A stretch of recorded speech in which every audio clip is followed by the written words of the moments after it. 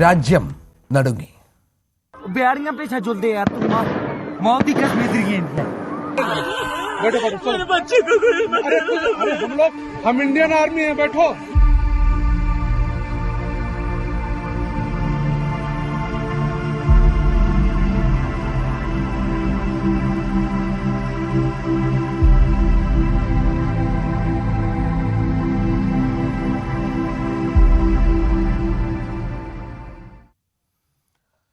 ജമ്മു കശ്മീരിലെ പഹൽഗ്രാം ഭീകരാക്രമണത്തിൽ തിരിച്ചടിക്കാൻ ഇന്ത്യ ഭീകരർക്കായുള്ള തെരച്ചിൽ തുടരുകയാണ്. പ്രധാനമന്ത്രിയുടെ അധ്യക്ഷതയിൽ ചേരുന്ന സുരക്ഷാ കാര്യങ്ങൾക്കുള്ള മന്ത്രിസഭാ യോഗം അല്പസമയത്തിനകം ചേരും. ഇന്നലെ ഈ ആക്രമണം നടന്ന പ്രദേശത്തിന്റെ ദൃശ്യങ്ങളാണ് പ്രേക്ഷകർ കണ്ടുകൊണ്ടിരിക്കുന്നത്. 28 ജീവനുകൾ, വിലപ്പെട്ട ജീവനുകളാണ് അവിടെ നഷ്ടപ്പെട്ടത്.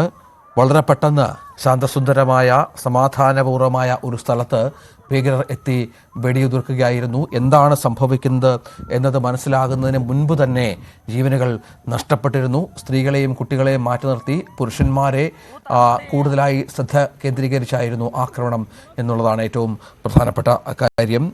ജാതി ചോദിച്ചുള്ള ആക്രമണം, നിങ്ങളുടെ പ്രധാനമന്ത്രിയോട് പറയൂ എന്ന് പല സ്ത്രീകളോടും ഈ ഭീകരർ ആക്രോശിക്കുന്നുണ്ടായിരുന്നു എന്നാണ്. അല്പസമയത്തിനകം പഹൽഗാമിലേക്ക് ആഭ്യന്തരമന്ത്രി അമിത്ഷാ എത്തും എന്ന വിവരം കൂടിയുണ്ട്. പ്രതിരോധ മന്ത്രി രാജ്നാഥ് സിംഗ്, പ്രധാനമന്ത്രി നരേന്ദ്രമോദി എന്നിവർ 11 മണിയോടുകൂടി യോഗം ചേർന്ന് സ്ഥിതിഗതികൾ വിലയിരുത്തുകയും അടുത്ത നടപടി ചർച്ച ചെയ്യുകയും ചെയ്യും. അല്പം മുമ്പാണ് രാവിലെയോടെയാണ് പ്രധാനമന്ത്രി സൗദി സന്ദർശനം വെട്ടിച്ചുരുക്കി തിരിച്ചെത്തിയത്. ദേശീയ ഉപദേഷ്ടാവ്, സുരക്ഷാ ഉപദേഷ്ടാവ് അജിത് ഡോവൽ സാഹചര്യം അദ്ദേഹത്തെ ബോധിപ്പിച്ചു. കേന്ദ്ര ആഭ്യന്തര സഹമന്ത്രി അമിത്ഷാ കശ്മീരിൽ ഇന്നലെ എത്തിയിരുന്നു. അവിടെ തുടരുകയാണ്. T G സയ്യിദുണ്ട്. സയ്യിദ്, ഇനി അറിയേണ്ടത് ഈ ഭീകരർ എവിടെ എന്നതിനെക്കുറിച്ചാണ്. ഭീകരർ ഇതിനിടയിൽ പാക് സൈന്യത്തിൻ്റെ വെടിനിർത്തൽ കരാർ ലംഘനമുണ്ടായിരുന്നു. ഇപ്പോഴും ഈ പ്രദേശത്ത് തന്നെ ഇവർ ഒളിച്ചിരിക്കുന്നുണ്ട് എന്നുള്ള വിശ്വാസത്തിലാണോ തെരച്ചിൽ? അങ്ങനെ തന്നെയാണ് കരുതുന്നത്. ഒപ്പം രഞ്ജിത്ത്, ചില പ്രാഥമിക അന്വേഷണ വിവരങ്ങൾ കൂടി പുറത്തു വരുന്നു. നേരത്തെ നമ്മൾ സൂചിപ്പിച്ചതുപോലെ ഈ അക്രമകാരികൾ എത്തിയത് ഹെൽമറ്റ് ധരിച്ചാണ്. ഈ ഹെൽമറ്റിൽ പ്രത്യേക ക്യാമറയും ഘടിപ്പിച്ചിരുന്നുണ്ടായിരുന്നു. ഇവർ നടത്തിയ ഈ വെടിവെപ്പ് ദൃശ്യങ്ങൾ പൂർണ്ണമായും ഇവർ ചിത്രീകരിച്ചിരുന്നു എന്നാണ് മനസ്സിലാവുന്നത്. ഒപ്പം 7 പേരടങ്ങുന്ന സംഘമുണ്ടായിരുന്നു. ഇതിൽ 4 പേരാണ് ആളുകളെ കൂട്ടത്തോടെ വെടിവെച്ചത്. 3 പേർ കാഴ്ചക്കാരായി മാറി നിന്നു എന്നാണ് മനസ്സിലാവുന്നത്. ഇവരുടെ ചില പേര് വിവരങ്ങൾ കൂടിയും സൂചനകളായി പുറത്തു വരുന്നുണ്ട്. അതിൽ ഒരാളുടെ പേര് ആദിൽ ഖൂറി എന്നാണ്. ഇദ്ദേഹം പാകിസ്ഥാനിൽ നിന്നും വന്ന വ്യക്തിയാണ് എന്നതാണ് അന്വേഷണ ഏജൻസികൾ നൽകുന്ന സൂചനകൾ. ഒപ്പം തന്നെ മറ്റൊരു ടെററിസ്റ്റ് ആസിഫ് ഷെയ്ഖ് എന്നാണ് അദ്ദേഹത്തിൻ്റെ പേര്. ഇയാളും പാകിസ്ഥാൻ ബന്ധമുണ്ട് എന്നതാണ് ലഭ്യമാവുന്ന വിവരം.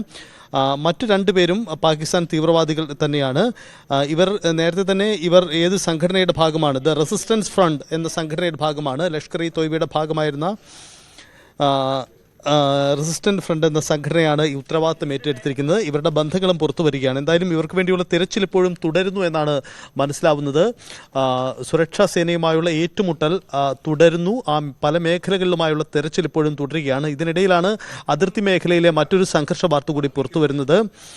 ബാരാമുള്ളയിൽ നടന്ന ഏറ്റുമുട്ടലിൽ 2 തീവ്രവാദികളെ സൈന്യം വെടിവെച്ച് കൊന്നു എന്ന കാര്യം കൂടി അവർ ഔദ്യോഗികമായി അറിയിച്ചിട്ടുണ്ട്. അതിൻ്റെ ദൃശ്യങ്ങളടക്കം നേരത്തെ പുറത്തു വരികയും ചെയ്തിട്ടുണ്ട്. അല്പസമയത്തിനുള്ളിൽ കേന്ദ്ര ആഭ്യന്തരമന്ത്രി അമിത്ഷാ അവിടെ കൺട്രോൾ റൂമിലെത്തി അവിടുത്തെ സുരക്ഷാ സാഹചര്യങ്ങൾ, നീക്കങ്ങളൊക്കെ വിലയിരുത്തുന്നതിന് വേണ്ടി അദ്ദേഹം എത്തും. 11 മണിക്ക് ദേശീയ സുരക്ഷാ സമിതിയുടെ യോഗം ചേരുകയും ചെയ്യും. അങ്ങനെ രാജ്യം ഇതുവരെ സ്വീകരിച്ച നടപടികൾ, ഇനി അങ്ങോട്ട് സ്വീകരിക്കാൻ പോകുന്ന നടപടികൾ, ഇത് സംബന്ധിച്ചുള്ള കൃത്യമായി വിലയിരുത്തൽ നടത്താൻ ഒരുങ്ങുകയാണ്. അതാണ് നിലവിലെ സാഹചര്യം. എന്തായാലും മരണപ്പെട്ടവരുടെ മൃതദേഹങ്ങൾ നാട്ടിലെത്തിക്കാനുള്ള ഒരുക്കങ്ങൾ നടന്നിരിക്കുകയാണ്. അതിനുവേണ്ടിയുള്ള നടപടിക്രമങ്ങൾ ആരംഭിച്ചിട്ടുണ്ട്. ഇതിനകം തന്നെ ചില മൃതദേഹങ്ങളൊക്കെ സ്വന്തം നാട്ടിലേക്ക് കൊണ്ടുപോകുന്നതിന് വേണ്ടിയുള്ള തയ്യാറെടുപ്പുകൾ നടത്തിയിട്ടുണ്ട്. മരണപ്പെട്ട രാമചന്ദ്രൻ്റെ മലയാളിയുടെ മൃതദേഹം 11:30 ശ്രീനഗറിൽ നിന്നും ന്യൂഡൽഹി വഴി കൊച്ചിയിലെത്തിക്കും. അതാണ് ഈ മരണപ്പെട്ടവരുടെ എണ്ണം കൂടി എന്നുള്ള വിവരം കൂടി ചില മാധ്യമങ്ങൾ പങ്കുവെക്കുന്നുണ്ട്. 29 എന്ന കണക്കുകൾ ചില സ്ഥലങ്ങളിൽ നിന്ന് വരുന്നുണ്ട്.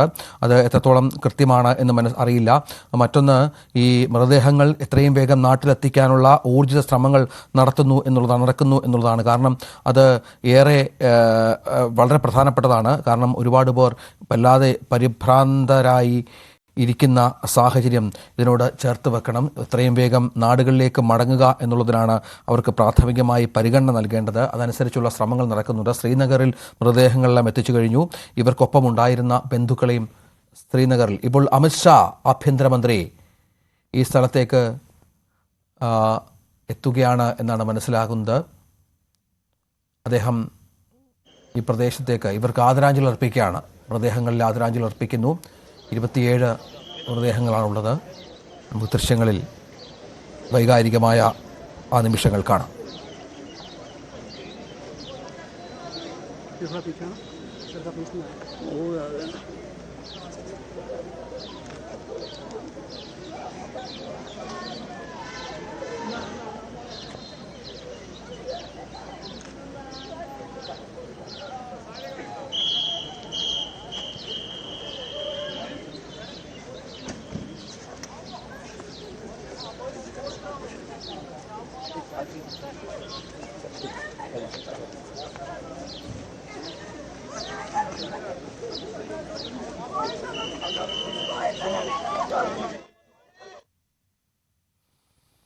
ഇന്നലെയാണ് ആഭ്യന്തരമന്ത്രി അമിത്ഷാ അവിടെ എത്തിയത്, കശ്മീരിലെത്തിയത്. നമുക്ക് ദൃശ്യങ്ങളത് കാണാം. ബന്ധുക്കളുമായി അദ്ദേഹം കൂടിക്കാഴ്ച നടത്തുകയും ചെയ്യുന്നുണ്ട്. ബന്ധുക്കളൊക്കെ അവിടെയുണ്ട് എന്നാണ് മനസ്സിലാകുന്നത്. ഏറെ വൈകാരികമായ നിമിഷങ്ങളാണ്. കാരണം സന്തോഷകരമായി ഒരു അവധിക്കാലം ആഘോഷിക്കാനായി അങ്ങോട്ടേക്ക് എത്തിയ, ഏറെ സമാധാനപൂർണമായ താഴ്വരയിലേക്ക് എത്തിയ ഒരു കൂട്ടം ആളുകൾക്ക് നേരെയാണ് ഈ ഭീകരർ ആക്രമണം അഴിച്ചുവിട്ടത് എന്നുള്ളതാണ് ഏറെ വേദനിപ്പിക്കുന്ന ഒന്ന്.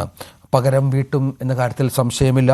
ആ പകരം വീട്ടാനുള്ള നീക്കങ്ങൾ, നടപടികൾ ഏതാനും നിമിഷങ്ങൾക്കകം ആരംഭിക്കുകയും ചെയ്യും. നേരത്തെ നമ്മളോട് ഷപ്ന എന്ന അവിടെ മലയാളിയാണെങ്കിലും അവിടെ സ്ഥിരമായി എത്താറുള്ള ഷപ്ന പറഞ്ഞ പ്രധാനപ്പെട്ട കാര്യമെന്ന് പറയുന്നത്, ഏറെ അവിടുത്തെ ജനങ്ങളൊക്കെ സമാധാനം ആഗ്രഹിക്കുന്നവരാണ്. ഭൂരിഭാഗം ആളുകളും ഈ കൃഷി കൊണ്ടും അവിടുത്തെ വിനോദസഞ്ചാരം കൊണ്ടുമൊക്കെ സാധാരണ ജീവിതം നയിക്കുന്നവർ. അവർ അതുകൊണ്ട് അവരുടെ ജീവനോപാധി കണ്ടെത്തുന്നവർ. അവർക്കിടയിൽ 1, 2, 3 ആളുകൾ, ഒരു വീട്ടിൽ ചിലപ്പോൾ 1, 2 വീടുകളിലൊക്കെ ഇത്തരം ചിന്താഗതിയുള്ള ആളുകൾ ഉണ്ടാകും. അവരുടെ ഭാഗത്തുനിന്നുള്ള സഹായമില്ലാതെ ഒരു കാരണവശാലും ഇത്തരം സംഭവങ്ങൾ ആവർത്തിക്കില്ല. പുറത്തെങ്ങും പോകേണ്ട, പുറത്തുനിന്ന് അതിർത്തി കടന്നു വരുന്നവരാരുമല്ല.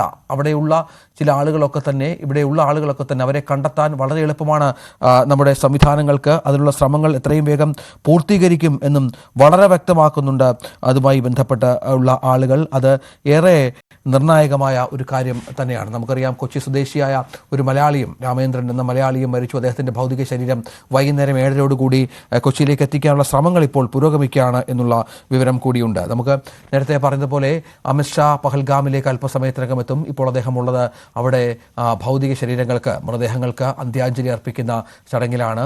അവിടെ അദ്ദേഹം റീത്ത് വെച്ചു. അതിനുശേഷം ബന്ധുക്കളെ കണ്ടു, സംസാരിച്ചു. അവർ ഇദ്ദേഹത്തോട് പൊട്ടിക്കരഞ്ഞ് കാര്യങ്ങൾ വിശദീകരിച്ചു. കാരണം ഇപ്പോഴും ആ ഒരു ഭീതിയിൽ നിന്ന് മുക്തരായിട്ടില്ല. വളരെ വേഗം സംഭവിക്കുന്നു. തൊട്ട് മുന്നിൽ, കൺമുമ്പിൽ അവരുടെ ഉറ്റവരെയും ഉടയവരെയും വെടിവെച്ച് കൊല്ലുന്ന ഒരു കൂട്ടം നരാധവന്മാർ. ആ ഭീകരാവസ്ഥയിൽ നിന്ന് മോചിതരാകാത്ത ഒരു കൂട്ടം ആളുകൾ. അവർക്ക് സമാധാനം നൽകണം, അവർക്ക് പിന്തുണ നൽകണം. അതിനുള്ള ശ്രമത്തിലാണ് നമ്മുടെ സർക്കാർ സംവിധാനങ്ങളെന്നാണ് മനസ്സിലാകുന്നത്. ദൃശ്യങ്ങളിലത് കാണാം. അമിത്ഷാ അവിടെ എത്തി ഭൗതിക ശരീരങ്ങളിൽ, മൃതദേഹങ്ങളിൽ അന്ത്യാഞ്ജലി അർപ്പിക്കുന്നു.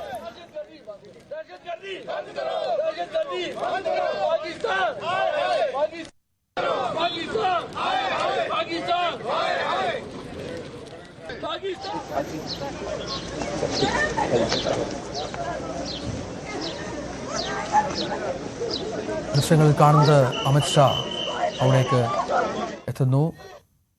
ദുഃഖാർത്തരായ ബന്ധുക്കളെ കാണുന്നു. ജാസിം, മലപ്പുറത്ത് നിന്നുള്ള ജാസിം നമ്മോടൊപ്പം ചേരുന്നുണ്ട്. ജാസിം, കേൾക്കുന്നുണ്ടോ? താങ്കൾ 20 അംഗ ടൂറിസ്റ്റ് സംഘത്തിനൊപ്പമാണ് എത്തിയതല്ലേ? എന്താണ് അവസ്ഥ? എന്താ, ഞങ്ങളിവിടെ ടെൻമർഗ് എന്ന സ്ഥലത്തുള്ളത്. എവിടെയാ? ടെൻമർഗ്. അത് ഈ പഹൽഗാമിൽ നിന്ന് അടുത്താണോ? പഹൽഗാമിന് കുറഞ്ഞ ദൂരം. ഞങ്ങൾ പഹൽഗാമില് 2-3 ദിവസം ഞങ്ങൾ പോയ സ്ഥലമാണിത്. ഞാൻ ഞങ്ങളവിടെ പോയി. പിന്നെ ഇന്നലെ വേറെ ഞങ്ങൾ 3 ദിവസം മുന്നോട്ട് തിരിക്കേണ്ടതായിരുന്നു. പഹൽഗാം കണ്ടതിന് ശേഷം തിരിക്കേണ്ടതായിരുന്നു. പക്ഷെ പിന്നെ അന്നാണ് ഇവിടെ സ്ലൈഡിങ് ഉണ്ടായിട്ട് നമുക്ക് യാത്ര പിന്നെ ബുദ്ധിമുട്ടായി നിന്നത്. പിന്നെ അതിനുശേഷം 3 ദിവസമായി ഇവിടെ ടെൻമർഗിലുള്ളത്. എന്താണ് അവിടുത്തെ ഒരു സാഹചര്യം? ഇവിടെ ഇന്നിപ്പോ ഞങ്ങൾ 2-3 ദിവസമായി ഇവിടുന്ന് നാട്ടിലേക്ക് പോരാൻ വേണ്ടി ശ്രമിക്കുന്നത്, നടന്നിട്ടില്ല. ഇനി പിന്നെ ഇന്ന് രാവിലെ മുഗൾ റോഡ് വഴി പോകാന്ന് പറഞ്ഞ് ചെറുവണ്ടികൾ വിടുന്നുണ്ടെന്ന് പറഞ്ഞ് രാവിലെ പോകാൻ വേണ്ടി വണ്ടി ഏൽപ്പിച്ചിരുന്നു. അപ്പോൾ വണ്ടി വന്ന് ലഗേജ് ഒക്കെ ചെയ്തതിന് ശേഷമാണ് ഇവർ പറഞ്ഞത് ബന്ധാണ്, വണ്ടി പോകില്ല എന്ന് പറഞ്ഞിട്ട് വീണ്ടും ഞങ്ങൾ തിരിച്ച് റൂമിൽ തന്നെ ആക്കി. ഇപ്പം നിലവിൽ വഴി ടൻമർഗ് നമ്മൾ ഹോം സ്റ്റേയിലാണുള്ളത്, ഇവിടെ തന്നെ ഉള്ളത്. പിന്നെ ഞങ്ങൾ കുട്ടികളും ഒക്കെ അടക്കം ഏകദേശം ഒരു 27 ആള് ഉള്ള സംഘമാണ്. 3-4 ദിവസമായിട്ട് ഇപ്പോൾ ഇവിടെ ഹോം സ്റ്റേയിൽ ഇവിടെ റൂമിൽ തന്നെ ഉള്ളത്. ഭക്ഷണവും മറ്റു കാര്യങ്ങളും ഒക്കെ? ഭക്ഷണം ഇന്നലെ വരെ ഒന്നും ബുദ്ധിമുട്ടുകളൊന്നും ഉണ്ടായിരുന്നില്ല. അവിടെ നേരെ കുറച്ച് മുകളിൽ മാർക്കറ്റ് ഉണ്ടായിരുന്നു. അവിടെ പിന്നെ നമുക്ക് കുട്ടികൾക്ക് നൂഡിൽസ് ബ്രെഡ് അങ്ങനത്തെ സാധനങ്ങളൊക്കെ കിട്ടിയിരുന്നു. ഇന്നിപ്പം ബന്ദ് ആയതുകൊണ്ട് കടകളും തുറന്നിട്ടില്ല, വാഹനം ഓടുന്നില്ല, അങ്ങനത്തെ ബുദ്ധിമുട്ടാണുള്ളത്. ഇന്നലത്തേക്കാളും കുറച്ചുകൂടി സാഹചര്യങ്ങൾക്ക് വ്യത്യാസമുണ്ട് ഇന്ന്, അല്ലേ? ഉണ്ട്. റോഡിൽ ഞങ്ങൾ കയറി നോക്കുമ്പോൾ ഇന്നിപ്പോൾ വാഹനങ്ങളൊന്നും ഓടുന്നില്ല. പിന്നെ മിലിറ്ററി വ്യൂഹങ്ങൾ അങ്ങോട്ടും ഇങ്ങോട്ടും വണ്ടികൾ ഓടുന്ന സാഹചര്യം നമ്മൾ മുന്നിൽ കാണുന്നത്. എന്തെങ്കിലും നിർദ്ദേശം നൽകിയിട്ടുണ്ടോ ഈ സുരക്ഷാ സേനയുടെ ഭാഗത്തു നിന്ന്? നമ്മൾ ഹെൽപ്ലെസ് നമ്പറുകൾ വരെ ബന്ധപ്പെട്ടിരുന്നു. അത് നമ്പർ കോളുകൾ എടുക്കുന്നില്ല. ഒരാൾ എന്തോ ഒരു മിസ് കോൾ അടിക്കുമ്പോൾ നമ്പർ അടിച്ച് തിരിച്ചു വിളിച്ചിരുന്നു, കാര്യങ്ങളൊക്കെ പറഞ്ഞു, എന്തെങ്കിലും സഹായങ്ങളൊക്കെ ഉണ്ടാവും എന്നൊക്കെ പറഞ്ഞ് വിളിച്ചിരുന്നു. പിന്നെ അതിനെ കുറിച്ച് ഇതൊന്നും വന്നിട്ടില്ല. ഏതായാലും സുരക്ഷിതമായി ഇരിക്കുക. നാട്ടിലേക്ക് ഇപ്പോൾ കൂടുതൽ വിമാന സർവീസുകളൊക്കെ അവിടെ നിന്ന് ഏർപ്പെടുത്തിയിട്ടുണ്ട് എന്നാണ് നമുക്ക് പുതിയ വിവരം, ഇൻഡിഗോയുടെയും ഇന്ത്യൻ എയർലൈൻസിന്റെയും മറ്റും. സ്വാഭാവികമായും നിങ്ങളെ ആരെങ്കിലും അവിടുത്തെ ആരെങ്കിലും ബന്ധപ്പെട്ടിരുന്നോ? ഇവിടുന്ന് നേരത്തെ പറഞ്ഞത് ഒരു മലയാളി ബന്ധപ്പെട്ടിരുന്നു. അത് ഏതാ എനിക്കറിയില്ല. ഞാൻ കൺട്രോൾ റൂം നമ്പർ ഉണ്ടോ? കൺട്രോൾ റൂം നമ്പർ ഒക്കെ കയ്യിലുണ്ടോ? ഉണ്ട്. അതിൽ വിളിച്ചിട്ടെടുക്കുന്നില്ല അല്ലേ? 2-3 നമ്പർ ഉണ്ട്. നമ്മുടെ നമ്മുടെ നോർക്കയുടെ നമ്പറും ഉണ്ട്. നോർക്കയുടെ നമ്പറിൽ 2 നമ്പറിൽ വാട്സാപ്പ് നമ്പർ ഉണ്ട്. അതിൽ വിളിച്ചിരുന്നു. അതിലൊന്നും റിപ്ലൈ കിട്ടിയിട്ടില്ല. ഒരു പക്ഷെ തിരക്കൊണ്ടൊക്കെ ആയിരിക്കാം. പോരാനുള്ള സാഹചര്യം എന്തെങ്കിലും ഉണ്ടോ എന്നുള്ളത് അറിയണ്ട. ബാക്കി കാര്യങ്ങളൊക്കെ നമ്മൾ ഇവിടെ സേഫാണ്, വേറെ പ്രശ്നങ്ങളൊന്നും ഇല്ല. നമ്മള് പിന്നെ 3-4 ദിവസമായിട്ട് ഇവിടുന്ന് പോരാൻ വേണ്ടിയില്ല ശ്രമം നടത്തിക്കൊണ്ടിരിക്കുകയാണ്. ഇതുവരെ നടന്നിട്ടില്ല. ഇന്നിപ്പോ രാവിലെ ഹർത്താൽ ബന്ധം വന്നത്. പിന്നെ നമ്മൾ രാവിലെ വണ്ടി കയറിന വെച്ചാണ് അറിയുന്നത്. അപ്പൊ വണ്ടിക്കാരന് പിന്നെ നമ്മൾ തിരിച്ചിവിടെ തന്നെ റൂമിൽ തന്നെ ആണ് ഇപ്പോൾ ഉള്ളത്, തിരിച്ചാക്കി. നിങ്ങളുടെ ഫ്ലൈറ്റ് ഒക്കെ എപ്പോഴായിരുന്നു?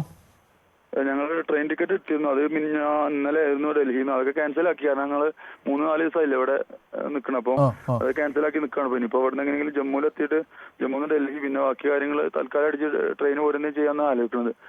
ഫ്ലൈറ്റ് മാർഗം ആലോചിച്ചപ്പോൾ ടിക്കറ്റും കാര്യങ്ങളൊക്കെ ഭയങ്കര 5-6 ഇരട്ടി പൈസ ആയും ചെയ്തു. ഫ്ലൈറ്റ് ടിക്കറ്റ് കിട്ടാത്ത സാഹചര്യമൊക്കെ ഉള്ളത്.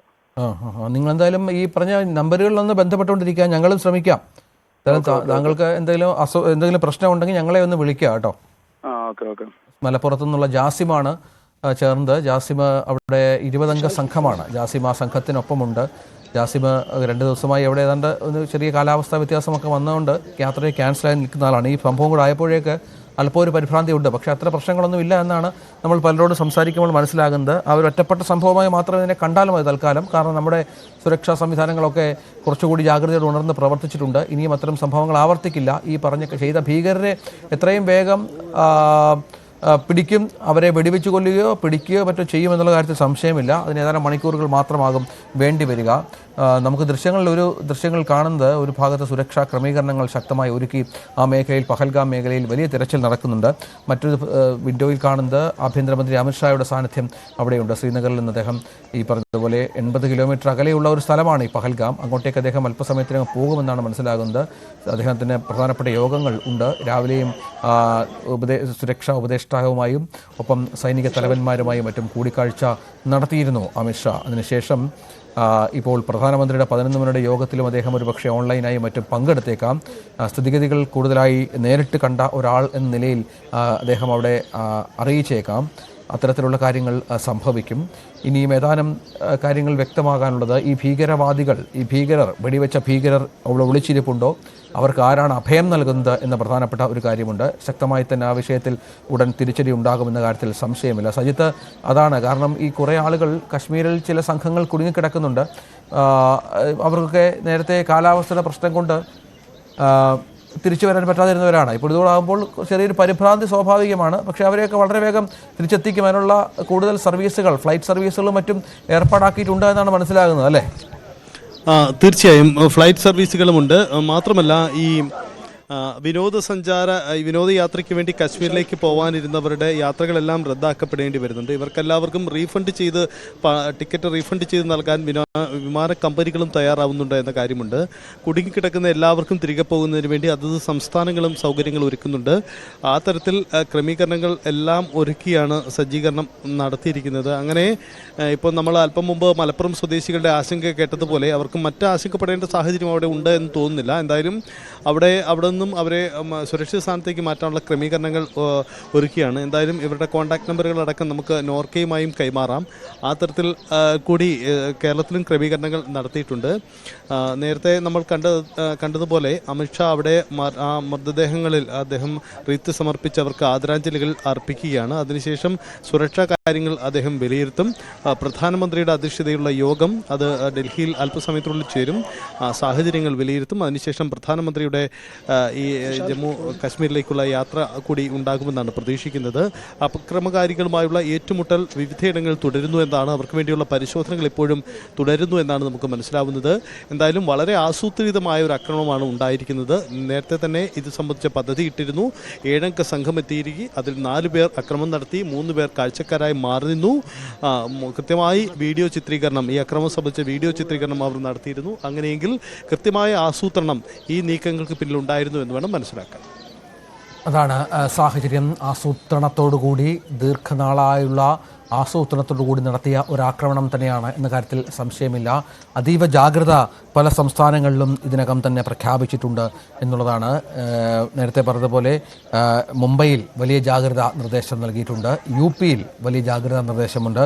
ഡൽഹിയിലും സമാനമായി ജാഗ്രതാ നിർദ്ദേശം നൽകിയിട്ടുണ്ട് എന്നാണ് മനസ്സിലാകുന്നത്. അത്തരത്തിൽ രാജ്യമെമ്പാടും സുരക്ഷാ ക്രമീകരണങ്ങൾ വർദ്ധിപ്പിക്കാനുള്ള നീക്കം, അത്തരത്തിലുള്ള നിർദ്ദേശങ്ങൾ പോയിട്ടുണ്ട് എന്നതുകൂടി ചേർത്ത് വെക്കണം. വളരെ നിർണായകമായ നിമിഷങ്ങളാണ്. കാരണം ഒരുപാട് നാൾ സമാധാനപരമായി കഴിഞ്ഞു വന്ന ഒരു നാട്ടിൽ, വലിയ തോതിൽ ടൂറിസം വികസിച്ചു വന്ന ഒരു നാട്ടിൽ, നിരവധി ആളുകൾ കണ്ട് മടങ്ങിയ, ഭംഗി ആസ്വദിച്ച് മടങ്ങിയ ഒരു നാട്ടിലാണ് ഈ സംഭവം ഉണ്ടായിരിക്കുന്നത് എന്നുള്ളത് ഏറെ വേദനിപ്പിക്കുന്ന ഒന്നാണ്. നമുക്ക് ആ ദൃശ്യങ്ങളൊക്കെ ഇന്നലെ മുതൽ നമ്മൾ കാണുന്നുണ്ട്. മധുവിധു ആഘോഷിച്ച് കൊതി വരാതിരിക്കുന്ന ദമ്പതികളിൽ ഒരാൾ, ഭർത്താവ് കൊല്ലപ്പെടുന്നുണ്ട്. മലയാളിയായ ശ്രീ രാമചന്ദ്രൻ, അദ്ദേഹവും കുടുംബവുമായി മകളുടെ മുന്നിൽ വെച്ച് കൊല്ലപ്പെട്ട ഒരു സംഗതിയുണ്ട്. അങ്ങനെ ഒരുപാട് വേദനാജനകമായ നിമിഷങ്ങൾ. അവർ പലരും ഈ ഭീകരരുടെ കാല് പിടിച്ചപേക്ഷിച്ചു, ഞങ്ങളുടെ പ്രിയപ്പെട്ടവരെ വധിക്കരുത്, അവർക്ക് നേരെ വെടിയുതിർക്കരുത്. പക്ഷെ അപ്പോഴും അതൊന്നും സമ്മതിക്കാതെ ഈ 6 അംഗ ഭീകര സംഘം 2 ഗ്രൂപ്പായി തിരിഞ്ഞ് ഈ കർത്തവ്യത്തിൽ, ഈ അധമ പ്രവർത്തനത്തിൽ ഏർപ്പെടുകയായിരുന്നു എന്നുള്ളതാണ് ഏറ്റവും സങ്കടകരമായ കാര്യം. മരിച്ചവരിൽ കൊച്ചി സ്വദേശിയും അദ്ദേഹത്തിൻ്റെ ഭൗതിക ശരീരവും വൈകുന്നേരത്തോടുകൂടി ഇവിടെ എത്തിക്കും എന്നാണ്, തിരിച്ച് കൊച്ചിയിലെത്തിക്കും എന്നാണ് മനസ്സിലാകുന്നത്. ഏതായാലും നിർണായകമായ ചില മണിക്കൂറുകൾ. കാരണം 11 മണി, കൃത്യം 11 മണിക്ക് അവർ ശ്രീ പ്രധാനമന്ത്രി നേതൃത്വത്തിലുള്ള യോഗം ചേരും. പ്രധാനപ്പെട്ട സുരക്ഷാ ഉപദേഷ്ടാവ്, ഒപ്പം വിവിധ സേനകളുടെ തലവന്മാർ ഒക്കെ അതിൻ്റെ ഭാഗമാവുകയും ചെയ്യും. അവിടെയാണ് തീരുമാനം ഉണ്ടാവുക എന്ന കാര്യത്തിൽ സംശയമില്ല. സജിത്ത് തുടരുന്നുണ്ട്. സജിത്ത്, ഈ യോഗം പ്രധാനമാണ്. ഏതാണ്ട് കാര്യങ്ങളെക്കുറിച്ച് ഒരു വ്യക്തത പ്രധാനമന്ത്രിക്കും ലഭ്യമായിട്ടുണ്ട്. നമ്മുടെ അയൽ രാജ്യത്തിൻ്റെയൊക്കെ പങ്കാളിത്തം സംബന്ധിച്ച് ലോകരാജ്യങ്ങളും അത്തരത്തിലുള്ള ചില ആശങ്കകൾ പ്രകടിപ്പിക്കുന്നുണ്ട്. നേരത്തെ നമുക്കറിയാം, ആർമി ചീഫിൻ്റെ ഒരു പ്രസംഗം നമ്മൾ ഇന്നലെ ടെലികാസ്റ്റ് ചെയ്തിരുന്നു കശ്മീരുമായി ബന്ധപ്പെട്ട്. അപ്പോൾ ഒരുപാട് സാഹചര്യങ്ങൾ, അതിർത്തിയിൽ അല്പം മുമ്പാണ് വെടിനിർത്തൽ കരാർ ലംഘനമുണ്ടായത്. അങ്ങനെ ഒരുപാട് സാഹചര്യങ്ങൾ. ഒപ്പം AK-47 തോക്ക് ഉപയോഗിച്ചിട്ടുണ്ട് ആക്രമണകാരികൾ. 2 പേർക്ക് പാകിസ്ഥാനിൽ പരിശീലനം ലഭിച്ചിട്ടുണ്ട് എന്നുള്ള ചില സൂചനകൾ കൂടിയുണ്ട്. അങ്ങനെ എല്ലാ സാധ്യതകളും വിരൽ ചൂണ്ടുന്നത് പാകിസ്ഥാനിലേക്കാണ്.